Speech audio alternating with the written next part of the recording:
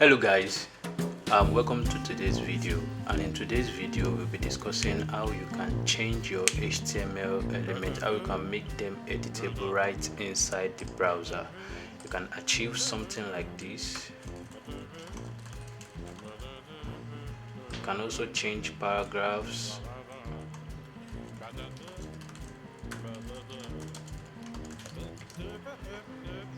And all this is possible thanks to an HTML attribute called contenteditable.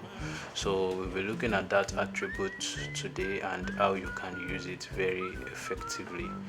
As usual, we'll be using our VS Code to run it, and start from the beginning. So press Shift+1 to give you the exclamation mark and press enter. That will generate our HTML body frame for us. Now let's just type in some elements. Div,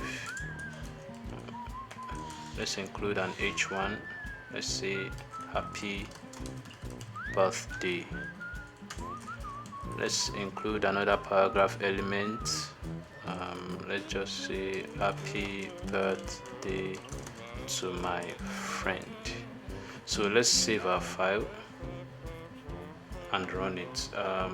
The file is located on the desktop. You can choose to save yours at any location. So let me just come here and run my own file. So open with Chrome and you will see it. Now this is our HTML document.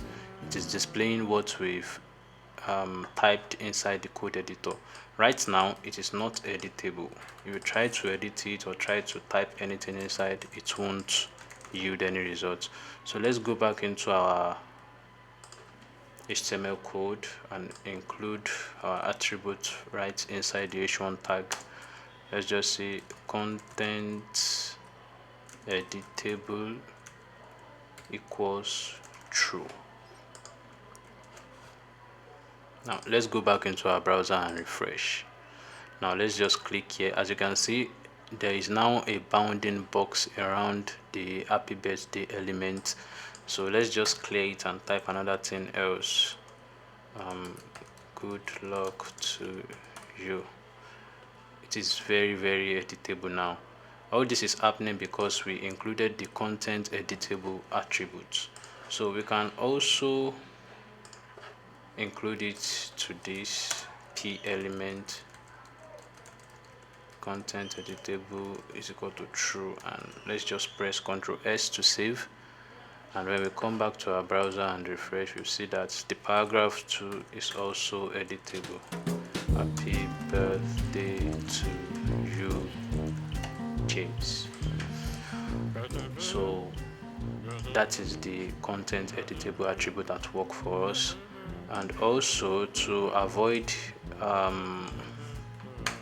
typing things twice, since we are going to enable the content editable attribute on both elements inside the div tag, let's just include it here.